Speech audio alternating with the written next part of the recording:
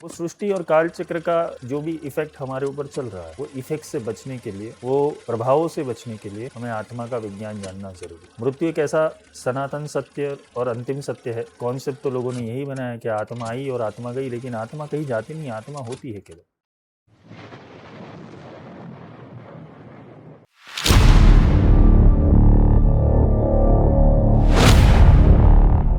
जय माई की।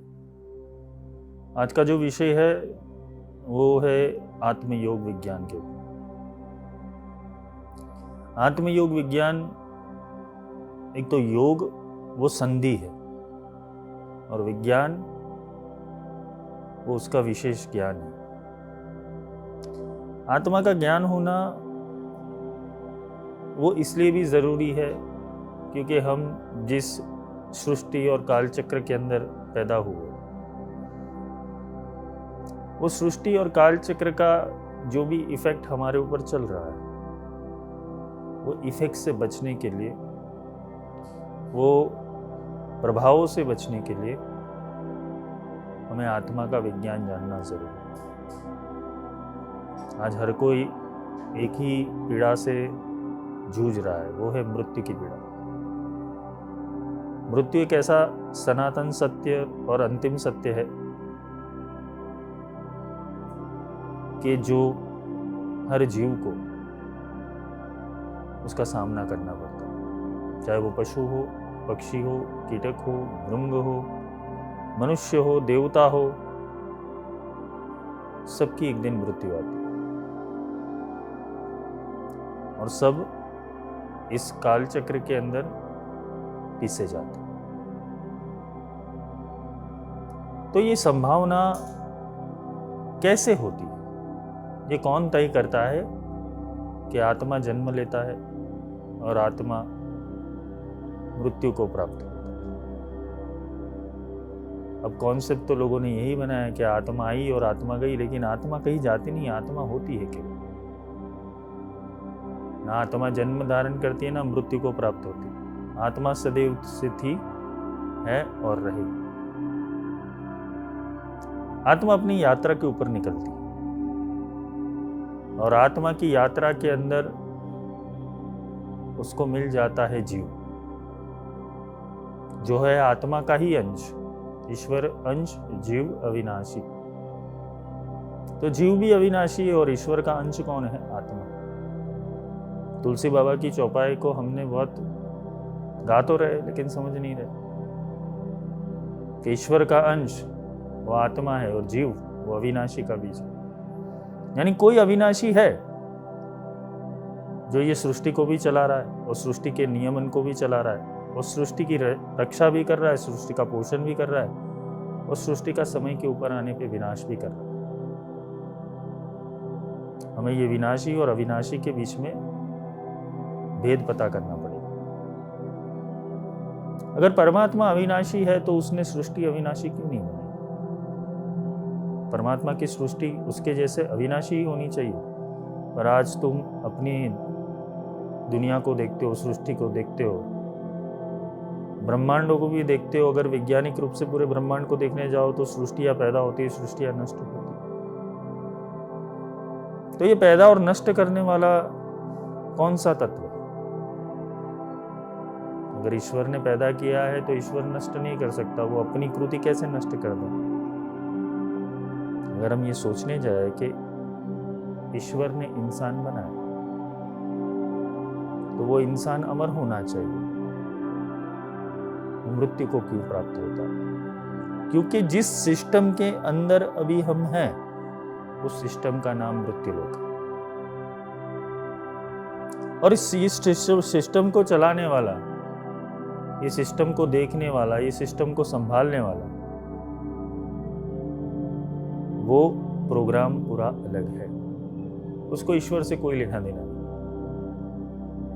क्योंकि ईश्वर का अंश आत्मा है, वो तो शरीर धारण करता है, प्रकृति नष्ट हो जाती है। प्रकृति को चलाने वाली चीजें कौन सी है, वो हमें समझनी पड़ेगी। क्या तुम्हारा ईश्वर ये नहीं जानता है कि भाई तुम, एक बच्चा होता है छोटा सा, वो पीड़ा से गुजर रहा है, उसके माँ बाप चाहते कि इसकी याददाश्त चली जाए, और याददाश्त जलने के बाद अगले जन्म के अंदर याददाश्त तुम्हें याद ना आए, जितना भी पढ़ा लिखा था, संचित किया था, क्या तुम्हारे माँ बाप ये सोचेंगे कि तुम बार बार मेहनत करो? क्या तुम्हें अकारण अपने कर्मों की पीड़ा, जो कर्मों को तुम जानते भी नहीं हो, पिछले जन्म के कर्मों को, उसकी पीड़ा तुम अभी भी भुगत रहे हो? तो क्यों हो रही है ये घटना? नियम तो यही कहता है कि जब कर्म कर रहे हो तो उसका फल उसी जन्म में मिलना चाहिए। यानी कि तुम सेकंड स्टैंडर्ड का होमवर्क नहीं किए और तुम्हें 10th स्टैंडर्ड में फेल किया जाए, तो ये कर्म की कौन सी थियरी? ये कर्म कैसे लागू होता है? हर एक वस्तु विषय कर्म से जनित है, क्योंकि ये कर्म सिद्धांत योग के हिसाब से ही पूरी सृष्टि की संरचना हुई। पर ये तय कौन करता है कि कौन सा कर्म कैसा फल देगा? हमने प्रकृति को बहुत बारीकाई से समझी कि जैसा बीज है वैसा फल है। मतलब चीकू के पेड़ के ऊपर से आम कभी भी प्राप्त नहीं हो पाएंगे, ना गुठली डालोगे तो चीकू खड़े हो पाएंगे। तो कर्म तो एक बीज है, पर वो बीज को कैसे फल देने हैं वो निर्धारित कौन करता है?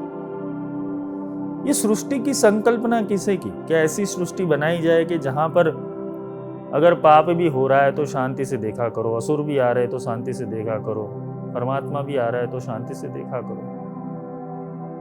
ये कौन ऐसी रचना करता है कि जो अवतारों को भी नहीं छोड़ता? कृष्ण भी आए, राम भी आए, बुद्ध भी आए, महावीर भी आए, कबीर आए, नानक आए, जितने भी संत भी आ गए, तो कालचक्र तो उनके पीछे पड़ा था। सोचो, भगवान कृष्ण ने ही ये पूरे ब्रह्मांड की रचना की, वो अवतार लेके आते तो उनका विरोध शुरू हो जाता। राम जी को 14 साल तक कोई जान ही नहीं पाया कि ये परब्रह्म है। बुद्ध और महावीर को जब ज्ञान को उपलब्ध हो गए, बाद में 100 लोग पूजने के लिए आए, तो उस समय तक कौन परीक्षा ले रहा था? अगर वो स्वयं ही भगवान थे तो उनको परीक्षा देने की क्या जरूरत थी? काफी कॉन्सेप्ट ये लोग बताते हैं कि भाई विधाता को भी कर्म का सिद्धांत भुगतना पड़ता है। विष्णु के किसी अवतार के अंदर उन्होंने ये किया था तो इस अवतार में उनको ये भुगतना पड़ा। पर ये कर्म की थियरी हम पे लाद दी गई है, क्योंकि हम वास्तविक कर्म के सिद्धांत को नहीं जानते। वास्तव में हमें ये चीज देखनी है, ये चीज समझनी है कि ये चला कौन रहा है। तुम्हें टक्कर वहां लेनी है। अगर एक आत्मा रूप से यहां से बाहर निकलना है तो टक्कर उनसे लेनी पड़ेगी कि ये जो प्रोग्राम का रचयिता है, इसने अलग अलग प्रोग्राम रचे हुए। धर्म भी उसमें से एक प्रोग्राम है।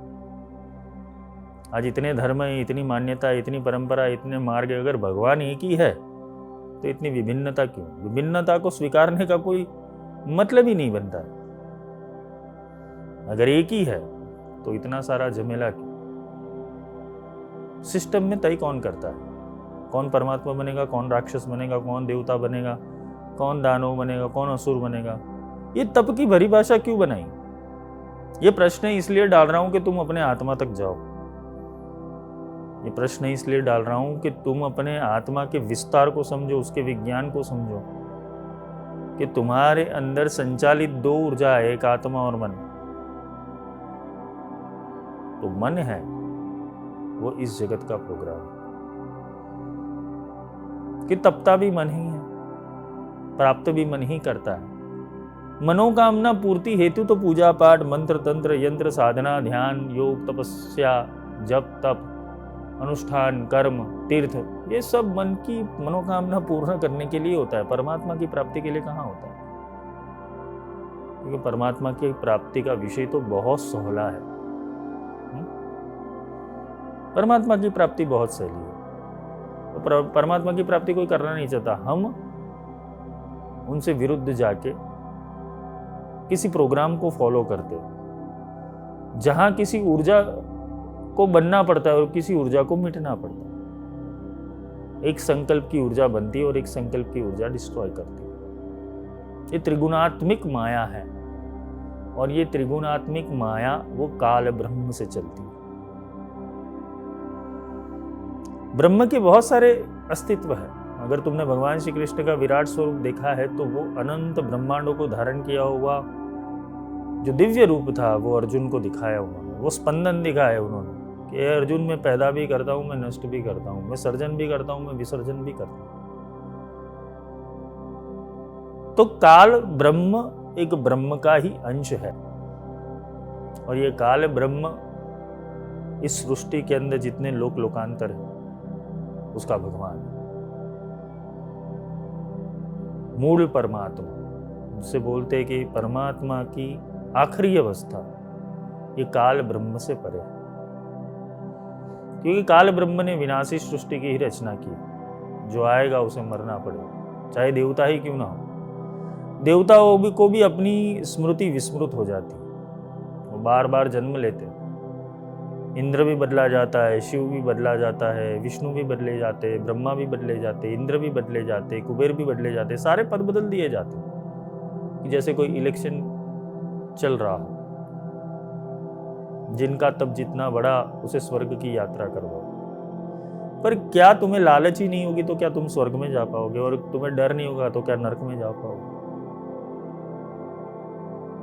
क्योंकि स्वर्ग भी लालची लोगों के लिए ही बनाया है और नरक डराने के लिए बनाया है। स्वर्ग का सीधा सिद्धांत है स्व अर्ग, स्व के प्रति आना, और नरक का अर्थ होता है नारकीय प्रवृत्ति में वापस जाना। तो आत्मा एक अलग विज्ञान से चलती है। आत्मा का विज्ञान हम बृहद रूप से समझ सकते हैं। बहुत प्रकार की आत्माएं होती हैं, जीवात्मा, महात्मा, संतात्मा, दिव्यात्मा, बहुत प्रकार की आत्माएं होती हैं। और आत्मा अगर देखने जाए उपनिषद की दृष्टि से और वेदों की दृष्टि से तो आत्मा एक ही, और आत्मा के कण से सारी सृष्टि अस्तित्व में आती है। मतलब मैंने चश्मे पहने हुए पीले रंग के तो मुझे सृष्टि पीले रंग की दिखाई देगी। अगर मैंने चश्मे पहने ब्लैक रंग के तो ब्लैक रंग की सृष्टि दिखाई देगी। मतलब तुम्हारी दृष्टि के अंदर आत्मा का कॉन्सेप्ट कितना बैठा हुआ है उतना ही तुम आत्मा को समझ पाओगे। लेकिन आत्मा निर्गुण है, उसके ऊपर कोई पर्दा नहीं लगता और वो एक ही है। वो एक आत्मा सब में समांतर है। ऐसा भी नहीं कि किसी की आत्मा अलग है, किसी की आत्मा अलग है, ऐसा भी नहीं। एक आत्मा सब में समांतर। ये कॉन्सेप्ट बना लिए लोगों ने, भाई तुम्हारी आत्मा अलग है, मेरी आत्मा अलग है। नहीं, एक आखिरी स्टेज के ऊपर, जब अवेयरनेस के आखिरी स्टेज के ऊपर जब तुम आत्मा का अनुसंधान करते हो तो तुम्हारे भीतर की आत्मा और परमात्मा के भीतर की आत्मा और जीव की जितनी भी आत्मा है वो सब आत्माओं का केंद्रीकरण एक ही बिंदु के अंदर हो जाता है। मतलब तुम ही ईश्वर स्वरूप हो जाते हो, और जो तुम्हारे सामने प्रोग्राम रूप में भी कोई है वो भी ईश्वर स्वरूप हो जाता है। जिसका जितना अवेयरनेस है उतना उसका प्रोग्राम है। ये एक किसी ने वीडियो गेम डिजाइन की है,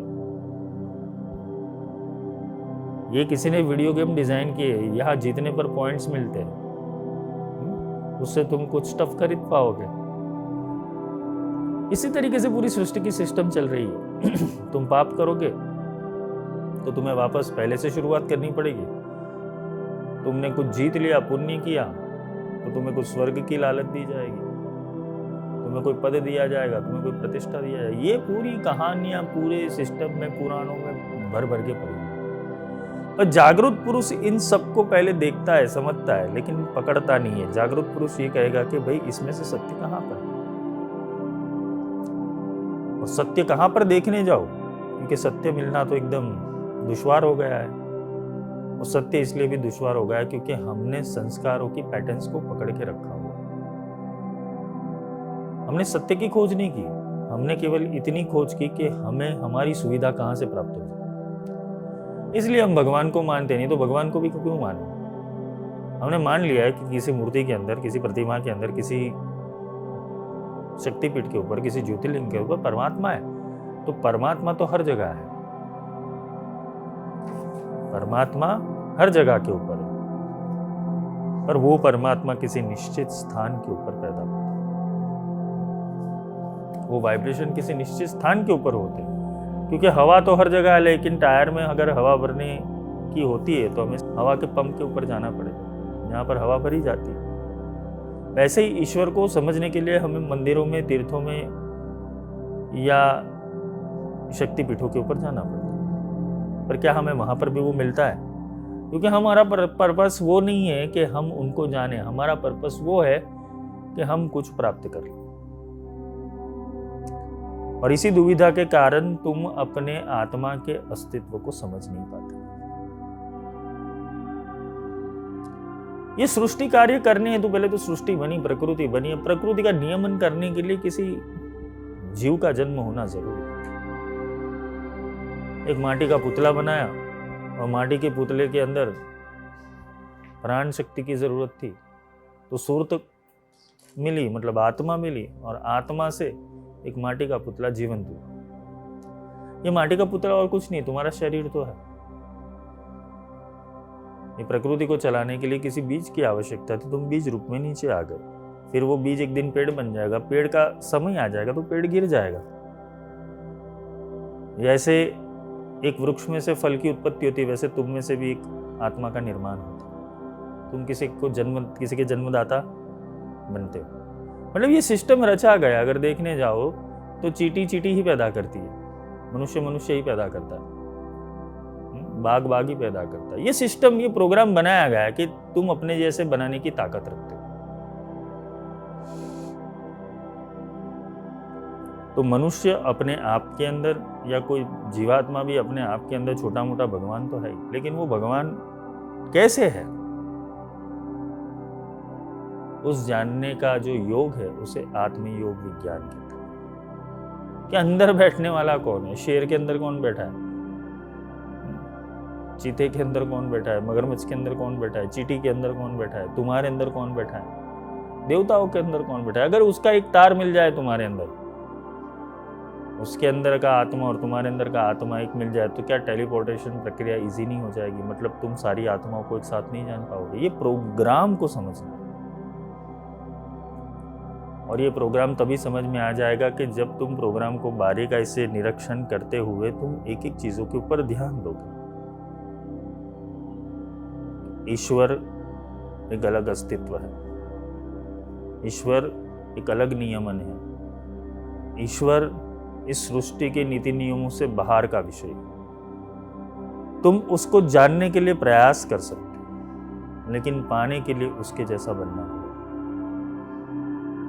मिटा दे अपनी हस्ती को अगर कुछ मर्तबा चाहे, कि दाना खाक में मिलके गुले गुलजार होता है। कि अगर कुछ प्राप्ति करना चाहते हो तो अपनी हस्ती को मिटा दो। तो ये हस्ती को जब तुम मिटाओगे तो तुम्हें तुम्हारे आत्मा स्वरूप का ज्ञान होगा कि सर्वम खलविदम ब्रह्म। जो आत्म ब्रह्म है, जो खुद के भीतर बैठा हुआ आत्म ब्रह्म है, वो भी सर्वत्र व्याप्त है। और वो सर्वत्र व्याप्त होते हुए तुम में भी है, और तुम्हारे देवता के अंदर भी तुम में भी है, और पूरे संसार के अंदर भी। पर इसको समझना, इसके लिए बहुत आध्यात्मिक शिक्षण की जरूरत पड़ती है। आध्यात्मिक शिक्षण वो नहीं कि कुछ तुम प्रणाली सीख लो, कुछ टेक्निक सीख लो, कुछ चीजों को अभ्यास से सीख लो, वो नहीं है। आध्यात्मिकता का अर्थ होता है कि तुम्हारा अवेयरनेस कितना बढ़ रहा है, तुम अपने आप का कितना विस्तार कर रहे हो, तुम अपने अनंतता का कितना विस्तार कर रहे हो। क्योंकि अनंत बनना है तो अनंत का बीज चाहिए। इसको हमेशा ध्यान रखना चाहिए। आगे बात आती है पृथ्वी और मृत्युलोक। पृथ्वी कितने ही कल्पों से, कितने ही युगों से, कितने ही मनवंतरों से, पृथ्वी एक बार नहीं बनी, पृथ्वी अनेकों बार बनी। क्योंकि प्रलय के अंदर पृथ्वी समाप्त हो जाती है। एक चतुर्युग कंप्लीट होने के ऊपर छोटा सा लघु प्रलय होता है, और 4 चौकड़ी खत्म होने के बाद, यानी 4 चतुर्युग खत्म होने के बाद महाप्रलय होता है। ये प्रलय और योग का विज्ञान, समय का विज्ञान, ये पूरा समझने लायक है। क्योंकि ब्रह्मा का एक दिन वो पृथ्वी के 4 चतुर्युग के बराबर है। इसमें मनवंतर आ गया, कल्प आ गया, ये सारी जो भी चीज़ें हैं और हमने किसी ने समझाया नहीं, हमको एक ही चीज़ समझाई, क्योंकि हम प्रोग्राम से बंधे हुए, बचपन से एक ही प्रोग्राम समझाया गया है कि भाई कोई है मंदिर में बैठा हुआ भगवान जो लोगों की सुनता है, तुम भी जाओ, तुम्हारी सुनेगा, तुम्हारी मनोकामना पूर्ति होगी और तुम इसमें से बाहर आ जाओगे तुम्हारे दुखों से। बस हम वही योग विज्ञान को पकड़ के मंदिर में रहते हैं, और हम कभी समझना नहीं गए कि सच में क्या हकीकत में है ऐसा कुछ, कभी प्रश्न ही नहीं खड़े किए, क्योंकि जबरदस्ती थोपा हुआ ज्ञान इंसान को एक के बाद एक एनेस्थेशिया दे देता है, इसलिए वो गहरी नींद में सो जाते हैं, उठाना बहुत मुश्किल है। क्योंकि आध्यात्मिक प्रश्न प्रणाली सब चीजों के अंदर होनी चाहिए, छोटी सी छोटी चीजों के अंदर भी प्रश्न तो होने चाहिए। अगर प्रश्न ही नहीं है तो उत्तर मिलेगा कैसे? माँ पार्वती ने भगवान शंकर को इतने सारे प्रश्न पूछ लिए कि इतने सारे तंत्रों की रचना हो गई कि हे देव ये समझाओ, हे देव ये समझाओ, हे देव ये समझाओ, ये समझ में नहीं आया क्यों रचना हुई। हम कितना समझते, भगवान शंकर ने ये सारे विषयों को बहुत बारीकाई से समझाया हुआ, पर हमने वो ग्रंथों का अभ्यास नहीं किया, हमने महानिर्वाण तंत्र का अभ्यास नहीं किया, हमने कुलार्णव तंत्र का अभ्यास नहीं किया, हमने रुद्रयामल का अभ्यास नहीं किया। एक छोटी सी छोटी शक्तियों का भी अभ्यास करना जरूरी है। और सोचो पर कितना कर पाओगे, तुम्हारे पास समय कितना बचा। एक जीवन में पूर्ण रूप से जागरूक होना असंभव है, इसलिए आत्माओं के अलग अलग प्रकार के अंदर जाया जाता है, क्योंकि जैसा आत्मा होता है ना वैसा उसका गुरु होता है। जैसे तुम्हारे अंदर का योद्धा तैयार होगा वैसे ही सामने वाला शत्रु तुम्हें मिलेगा। तुम्हारे कैपेसिटी के बाहर की चीजें तुम्हें अट्रैक्ट नहीं कर पाओगे, मतलब कहीं ना कहीं सूक्ष्म में तुम्हारा चिंतन चल रहा होगा, तभी जाके तुम ऐसे आध्यात्मिक प्रणालियों से जुड़ते हो कि जहां से मुक्ति का उदय शुरू होता है, जहां विदेही भाव शुरू होता है, जहां आध्यात्मिक बातें दिमाग के अंदर नहीं होती, आध्यात्मिक बातें आचरण में होती। ये एक डिसिप्लिन है, क्योंकि सच में आत्मा को समझना है तो आत्मा बन के ही समझना पड़ेगा, मन बन के आत्मा को नहीं समझ सकते। तो आत्मा के अलग अलग प्रकार है। कुछ आत्माएं होती है जो पृथ्वी के ऊपर केवल कर्म भुगतने के लिए आती है, पर वो पृथ्वी से जाती कहां पर? ये भी एक बहुत बड़ा डायग्राम है, जब समय मिलेगा तो समझाऊंगा। ये रिसाइकल कैसे होता है पूरा प्रोसेस, कि कोई आया फिर वो गया, फिर गया तो कहाँ गया? हम तो आगे लिखा देते स्वर्गवास, वैकुंठ निवासी, गोलोकवासी, आगे तो कुछ भी तुम डिग्री लिख दो, फिर हम सच में देखने गए थे क्या कि वो गए हैं? मतलब यहाँ पर यह समझने लायक है कि हमने क्या समझा है कितना, कि इसके बाद कहाँ जाना है। तो कुछ आत्माएं आती है, अपना काम निपटा के चली जाती है, खाना पीना खाया, अपना वंश वृद्धि किया, अपना पैसा बनाया, नाम शोहरत बना ली, एक प्रोग्राम के तहत वो फिक्स होता है। इसलिए उसका जो सर्कल होता है, अगर तुमने श्री चक्र देखा हो तो छोटे सर्कल से लेके बड़ा सर्कल, तो जिसका जितना सर्कल है सोचने का, उतनी ही उसकी बुद्धि का विकास हो। इसलिए बड़े ज्ञान जल्दी उतरते नहीं, ऐसा तो नहीं हो सकता। पर कभी क्वेश्चन किया ही नहीं कि भाई अभी तो जाना पड़ेगा 10 साल, चलो 20 साल, 25 साल, 50 साल, 100 साल में चलो पृथ्वी ही खत्म हो जाएगी, सारे लोगों को नाश हो जाएगा, जाएंगे कहां पर? ये चेतना की उत्क्रांति करनी पड़ेगी। तो आत्मा को समझने के लिए तुम्हें आत्मा के उस विज्ञान को समझना पड़ेगा कि जो विज्ञान तुम्हें इस जगत से पार ले जाए। और वो पार जाने से पहले तुम किस जगत में फंसे हुए हो वो जानना जरूरी, क्योंकि जब तक तुम्हारे दिमाग के अंदर वो नहीं बैठता है कि ये सृष्टि क्यों है और किस लिए, तब तक तुम उस जगत की व्याख्या नहीं समझ पाओगे। क्योंकि यहां नश्वर दिखेगा तो ही तो अनश्वर के पीछे भागोगे। तुम इसको ही सत्य मान के चलोगे, ब्रह्म सत्य जगत मिथ्या, जगत मिथ्या है तो जगत मिथ्या क्यों है, उसकी सार्थकता समझनी पड़ेगी। तुम प्राणों के द्वारा ध्यान करते हो तो प्राण का ध्यान कितना लंबा है, जिस दिन प्राण समाप्त हो जाएगा ध्यान कहाँ करने जाओगे? तुम किसी मंत्र से ध्यान करते हो, राम राम राम राम राम राम, जिस दिन जिह्वा ही नहीं रहेगी, जिह्वा के अंदर शक्ति नहीं रहेगी, फिर कौन सा मंत्र का उच्चारण करो? मरते वक्त कौन से मंत्र का उच्चारण करो? कोई प्रकाश देखेगा? अरे आंखें ही चली जाएगी, प्रकाश कैसे देखेगा? तुम सोचो तो सही कि जो प्रोग्राम वाला सिस्टम है काल ब्रह्म का, वो प्रोग्राम वाले सिस्टम के अंदर पंच तन्मात्राओं से ही साधना और ध्यान सिखाया जाता है। और जिस दिन पंच इंद्रियां नहीं रही, तुम किससे साधना करोगे, ध्यान करोगे? इसलिए छठी इंद्रिय की जरूरत पड़ती है। और ये छठी इंद्रिय की शुरुआत होने पर ही तुम्हारा आध्यात्मिक योग खुलता है। ये छठी इंद्रिय का ज्ञान हम दूसरे एपिसोड में लेंगे। आज के लिए इतना ही। जय माई की।